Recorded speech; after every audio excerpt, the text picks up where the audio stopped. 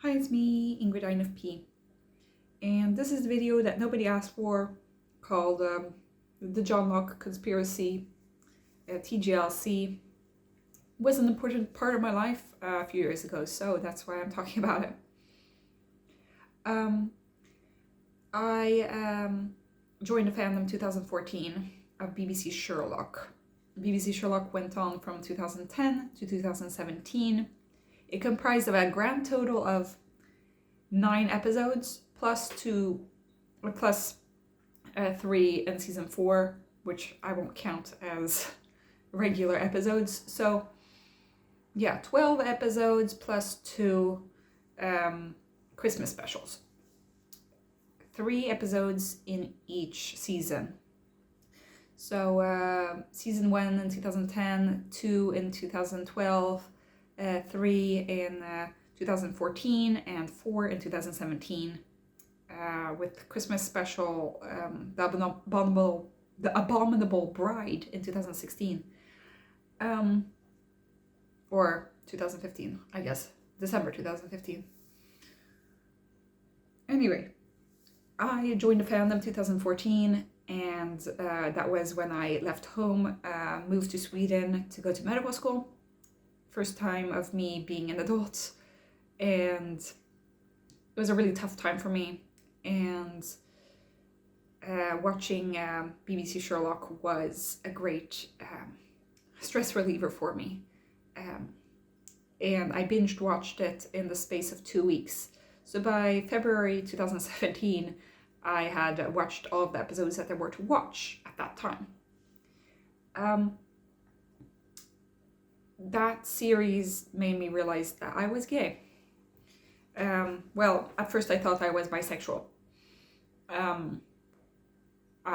Obviously that it wasn't just the series, but also the fact that I moved to Sweden, which was a country where I could see queer people walking around more easily than I could in my hometown in France. But the realization came in like a click when I watched BBC Sherlock. And it was that I saw that the way that John Watson looked at Sherlock Holmes was the way that I looked at my high school best friend. And I was like, oh shit, I have a lot to unpack. And yeah, once you see it, you can't unsee it. And I tried to go into the fandom with kind of blind eyes. I knew of the Johnlock people, the people who wanted John Watson and Sherlock Holmes to kiss. I knew of them, but I tried to be as neutral as possible. I had been on Tumblr since 2012, and 2012 was like peak Tumblr era. It was the era of like simple memes, lolcats, Super Wholock, which was basically Supernatural, Doctor Who, and Sherlock put together, where yeah, everything was very primitive, I guess, then on the internet. But there was a very big fandom in BBC Sherlock, and often fanfiction or fan art would pair different male characters up together, you know, and sometimes they would be from different pieces of media, and they would put, for example, Doctor Who with Sherlock, or Dean and John Watson, or put these people together. I wasn't into like other fandoms. I was into Harry Potter, but I wasn't into Supernatural or Doctor Who. I don't know. At the time, I had joined Tumblr January 2012 because I wanted to make a request for a Patronus. Like, what animal would my Patronus be if I'm an INFP Hufflepuff? That's what I wanted to know. And I think I got like hedgehog or something. At that moment, I didn't know if it was ISFJ or INFP, but it doesn't matter for this story. I had procrastinated watching BBC Sherlock, but then I did in 2014 when season 3 came out. That's when I decided I'm going to watch it because now season 3 has come out. Because before season 3 came out, Sherlock had just died. In the Reichenbach Falls, Sherlock Holmes dies. And that happens in the original Sherlock Holmes stories as well, that Sherlock dies and then he gets revived somehow, you know? So it wasn't a secret that Sherlock Holmes was going to come back. How he came back was a big question, you know? So when I watched this in January, February of 2014, I realized I was gay. And after that, I couldn't let go. And I was really deep in the fandom by 2016, 2017. And unfortunately, all of my hopes of Sherlock Holmes and John Watson getting together got completely obliterated when season 4 came out. And a lot of people, including me, got into a depression after that, because it was something that gave us joy, and suddenly it was shit. Season 4 was shit. Not only for people who wanted John and Sherlock to get together, also for everybody else, because it absolutely made no sense. The plot made no sense. There was no sense of character development. It was just very flat and strange. And the people were out of character. Like, John Watson beats Sherlock up. Like, that is not something that John Watson would do, in my mind, you know? And he beats him up pretty violently. And nothing makes sense. And a lot of theories were floating around of like, this is all a dream. I'm one of those crazy people who was really into the conspiracy, you know? The Johnlock Conspiracy. The name was a little bit tongue-in-cheek, like it wasn't supposed to be like a cult, you know, but it was a conspiracy because it wasn't like a confirmed theory. It was just a theory. But we put a lot of passion, I say we because I was part of it, we put a lot of passion and a lot of time and just joy and energy into this. There were some people who were incredibly talented writers, people who were talented artists. The leader, I guess you could say, for TJLC was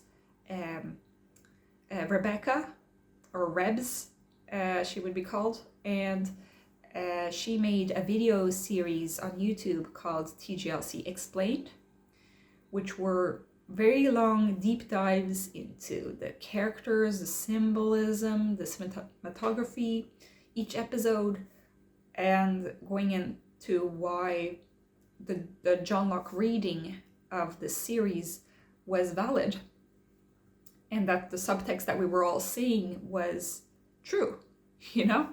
That it was, and our thought was that it was all going to be revealed in season 4, that Sherlock Holmes and John Watson were in love all along. Which, I believed. And later on, Rebecca had to apologize to everyone. Several years later, she apologized and then wrote a really great fanfiction, which is a masterpiece of how season 4 should have gone, according to her.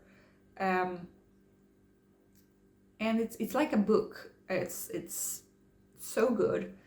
And unfortunately, that's not what happened. But it was her way of getting closure, and helped me get closure as well. I forget when it came out, but was it 2020? Or something like that, 2021? It was quite recent, but I think it was during the pandemic. But so this fanfiction came out, and then I could feel finally that I could let it go. Because when I was one of those real ones, you know, I did write one fanfiction, or 2 or 3, but I was not really contributing to the amount of fan art and fan stuff that was going on. But I still have a Tumblr called TJLC Blur, which tjlcblur.tumblr.com. TJLCBLR. And I have 2,000 followers on there, which is more than I have YouTube subscribers, actually. So I was a big person there, not a huge person there like Rebecca was.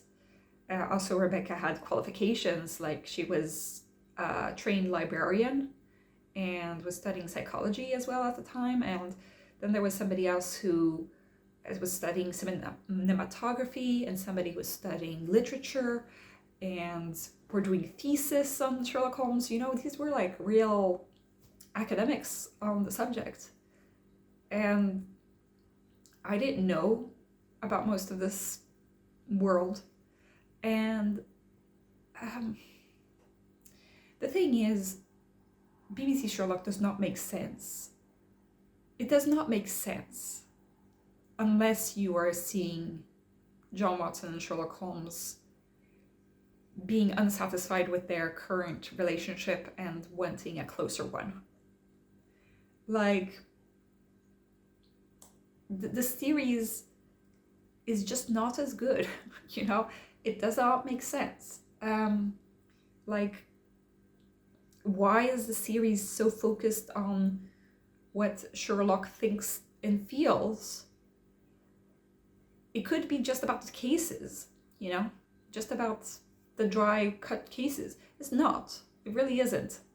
The cases are often quite lousy, you know? It's really bad. It's a bad series if you're not going to be thinking about the characters and their desires and motivations and you know, the queer subtext. And there is a lot of it. There is so much of it that it can't have been a coincidence. It must have been put there deliberately. So since it didn't happen, I guess that it's queer baiting. I guess it is, you know.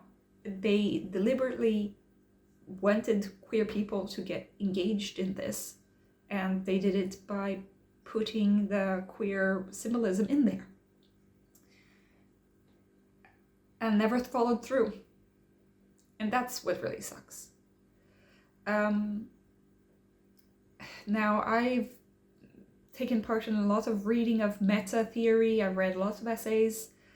M theory, EMP theory, coma theory, phone heart metaphors, you know, T equals gay theory.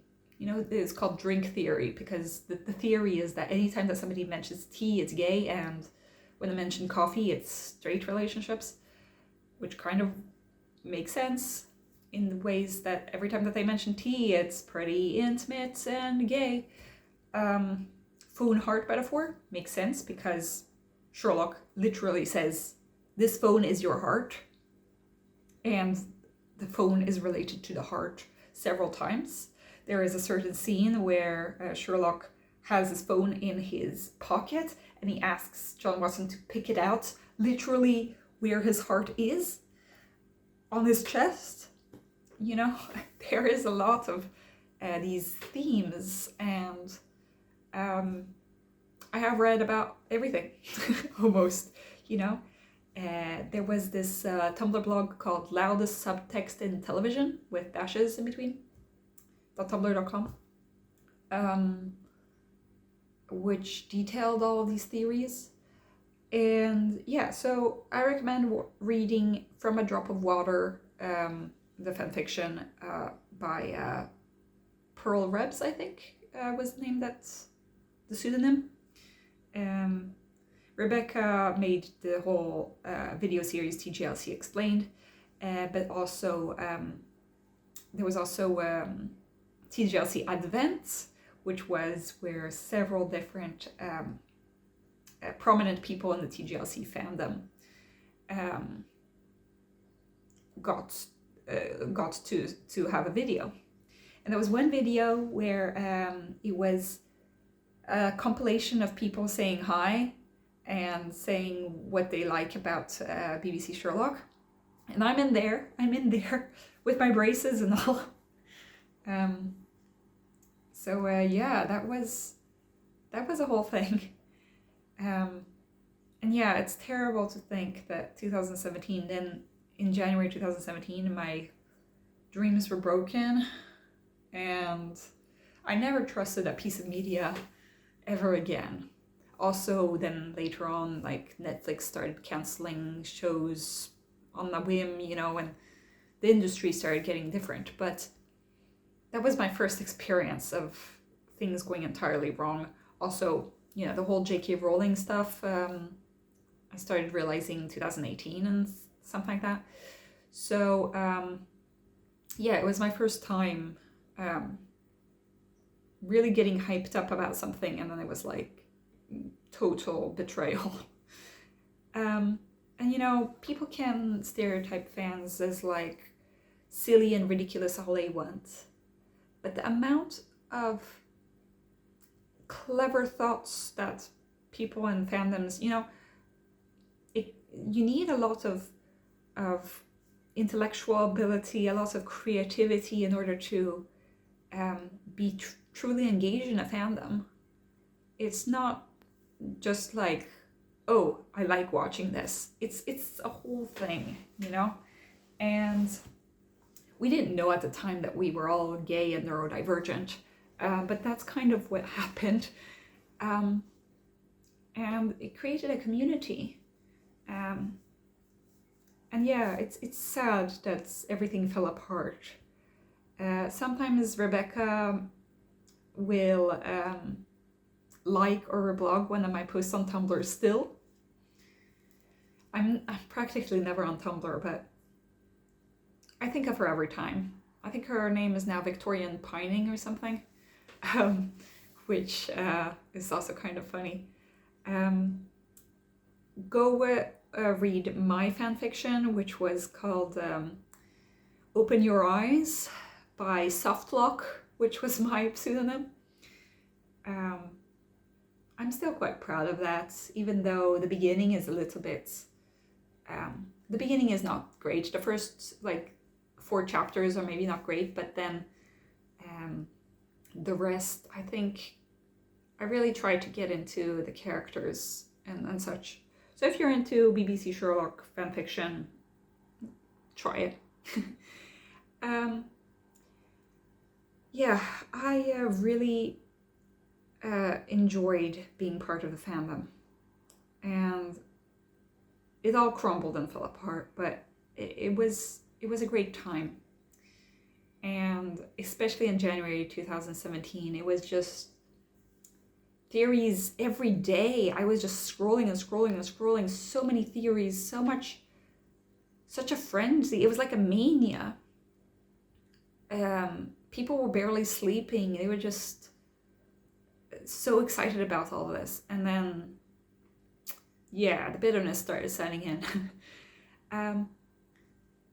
But I think it's important sometimes to get obsessed about something. I did take it a little bit too far. I will just say apple tree yard. Apple tree yard will not mean anything to anybody, but if that means something to you, then I think that you're on the same level as me in terms of the TJLC iceberg. Yeah, I'm not very proud of that, but it is kind of funny to think of how deep I was into the conspiracy. And thank God I managed without getting too emotionally damaged from all that. But it did take me several years before I could just not think about the fandom in a terrible light, not think about it on a daily, you know. It took me a long time before I could get over all this. Because it was like a friend, you know, it was like losing a friend. Then there was this whole I do want to talk a little bit about what happens actually in the series that makes me think that Sherlock and John Watson would get together. And that's already in the first episode. In the first episode, Sherlock Holmes and John Watson go to a restaurant. The server offers them a candle because it's more romantic, he says. And John Watson says, I'm not his date. Then they start talking. And then John Watson says, oh, do you have a girlfriend then? And then Sherlock says, girlfriend? No, not really my area. John Watson says, he's like, oh. And then he looks at, and he says, so you have a girlfriend then?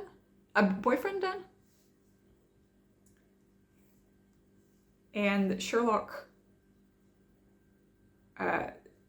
says no, that he doesn't, but and then he says he's flattered by your interest. He says, I'm flattered by your interest, but I'm really not looking for anything right now. And then John Watson says, no, it's all fine. Think about this. This was 2010. In 2010, to have one of the biggest characters in television history, well, like, in all time, one of the most beloved characters in book and in movies and in everything, say that it's all fine. He says it's good.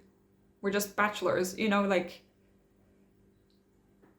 saying it's all fine. And then, like, actually even bringing up the fact that Sherlock Holmes could be having a boyfriend.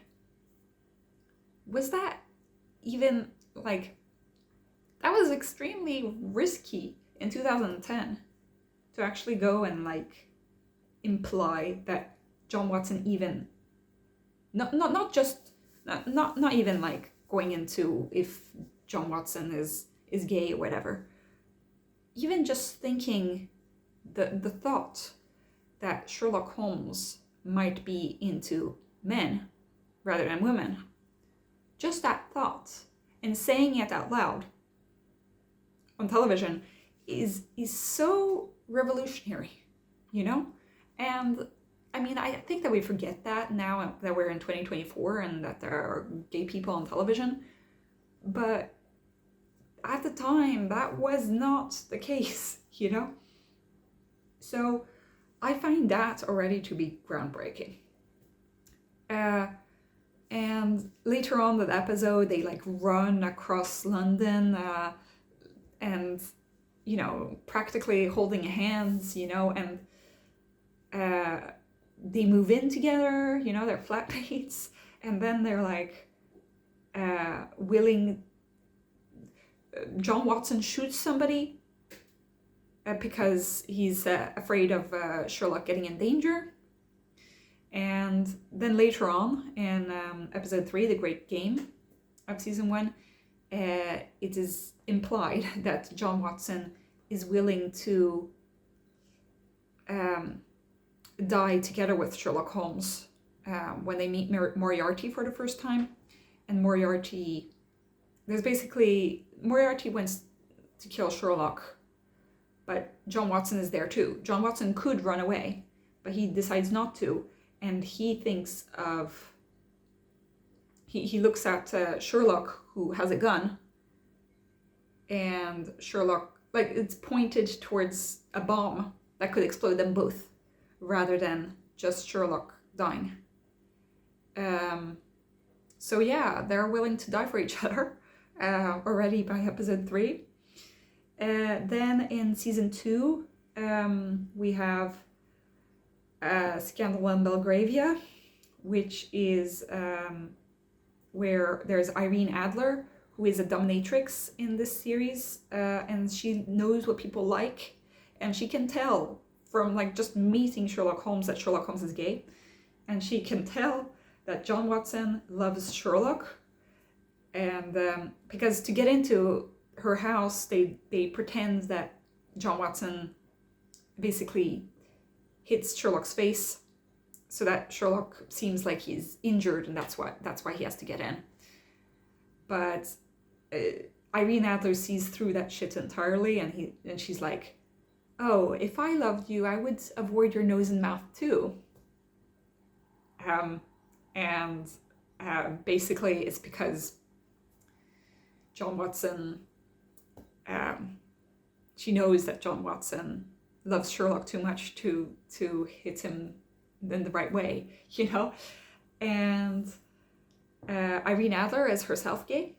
And then she has this discussion, and it's like gay canon. She actually has a girlfriend that is shown in the series. There are lots of gay couples somehow in the series, except for John and Sherlock, which, you know, is unusual, you could say, for a series that was based in the 2010s. But yeah, and there are many mirror characters that mirror John and Sherlock, and the mirror characters are in love with each other, like their partners, their fiancés, you know, married couples, and it is quite obvious once you see it, you know. So Irene Adler says that they're a couple, John Watson and Sherlock Holmes, and well, John Watson says, "We're not a couple," and then she says, "Yes, you are." And then he says, "For anybody who actually still cares, I'm not gay." And then she says, "Well, I am. Look at us both," meaning both of them are obsessed with Sherlock Holmes. And John Watson has nothing to say to that. And you can see how defeated he is. And he's just resigned that he's pining after Sherlock Holmes. Kind of. So that's what happens in that. Then in the Reichenbach Fall, you see that John Watson is basically grieving, terribly grieving for Sherlock Holmes, more than a friend, I think, would grieve. I mean, a friend would grieve terribly as well, but just, you know, it's a year after, and his life is completely fallen apart without Sherlock Holmes, and he's just a shell of a human being without Sherlock Holmes. Then we get to season 3, which is where things get really interesting. First, in the empty hearse, well, John Watson does not... We find out that Sherlock died to keep John Watson safe, because if he hadn't shown to the world that he'd committed suicide, then Moriarty would have shot John Watson. Okay, so that's already incriminating, let's just to say the least. But then it's also John Watson just can't forgive Sherlock for dying in front of him, and he gets really angry. And yeah, it's pretty sad. But there's this whole thing about being chased by the press. There's this whole thing about media being bad and secrets being important. There's this whole theme of all of that going on. Then we get to The Sign of 3, which is a wedding episode between John Watson and his wife, Mary. And we never get shown the actual wedding ceremony. What we get shown is the best man speech made by Sherlock Holmes, which is basically gushing with love for John Watson. And he solves a case kind of in the middle. It's a whole thing, but Sherlock Holmes says, first of all, he's just so amazed by being invited to be best man at his best friend's wedding. Like, he's so amazed that he has a best friend, which is kind of autism coded as well, but let's leave that to the side. But he does he makes a really, really long best man speech, and he makes a vow to always keep John Watson and Mary safe. But he says, he mentions often John Watson being his conductor of light and for being his heart. And he says, John Watson, you keep me right.